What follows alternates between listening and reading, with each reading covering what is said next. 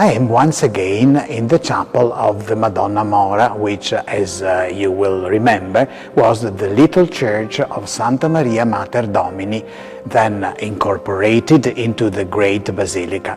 Anthony was buried here in 1231, and it was here that Saint Bonaventure found the tongue still fresh and red 32 years later, when the tomb of the saint was first opened.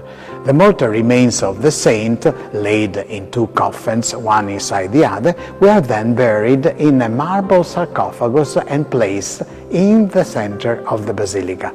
Let's go and see exactly where.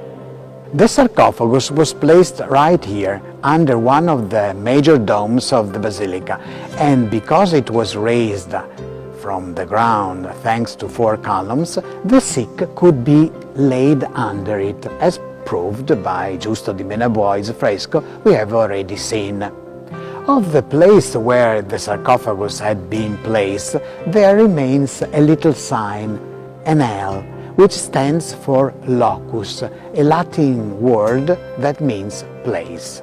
It remained in this position probably until 1310, when a special chapel was finally created to accommodate the saint's body, the chapel of St. Anthony, where it remains to this day. However, in those days, the chapel of St. Anthony was completely different from the way it looks now. It was built in the typical style of the time, the Gothic style, and only 200 years later it was decided to renovate it completely.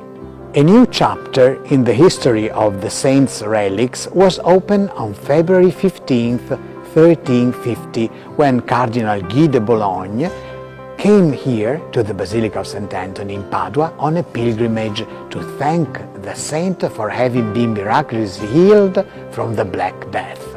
The Cardinal did not come empty-handed, however. He brought with him a precious reliquary where the saint's chin, which had been removed by Saint Bonaventure, could be housed.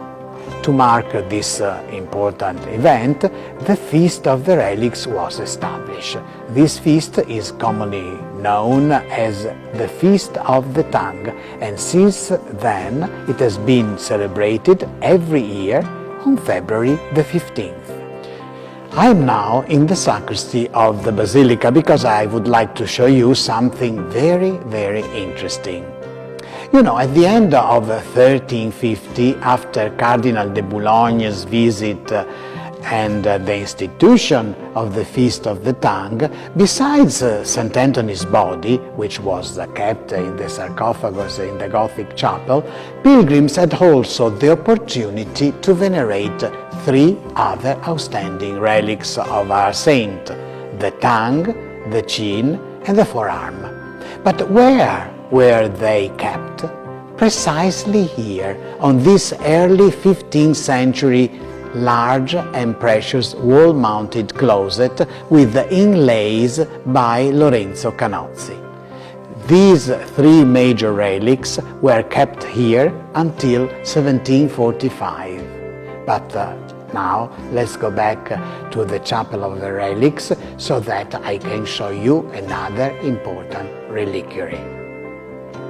Generally kept in the central niche, we are now admiring this precious silver reliquary from the early 14th century. For over a century, it housed nothing less than the incorrupt tongue of St. Anthony. However, later on, it was transferred to a new and even more precious reliquary, leaving this one free to contain a new relic, which is a piece of skin from St. Anthony's head. According to scholars, Anthony's face was rather narrow but oval and elongated. He had an aquiline nose, full lips, a pronounced chin with a trim beard, with deep dark eyes. His teeth were healthy and regular. In short, a face that emanated serenity, peace, and total abandonment to the Lord. No wonder then that everyone wanted to see him, meet him, talk to him, and be comforted by him. His face was the image of a person in constant communion with God. I must confess that I always feel deeply moved whenever I'm closer to one of St. Anthony's relics. And I think Jesus became flesh. He became a human person so that we too may have divine life. Being born into this world, the Lord transformed our body, our soul, our flesh, our bones, our blood into something divine. And now, through their relics, the saints who were touched by the love and grace of God have the possibility of conveying that grace to us. Let us therefore pray now before these relics to Anthony, the saint we all love. Dear St. Anthony, the love of God and the support of your Franciscan brothers have made you a tireless announcer of the Gospel. Allow us, through our humanity, to show love toward God and our brothers and sisters. Turn us into loyal and sincere people toward our relatives and friends, so that we may sustain them in life's trials. Amen.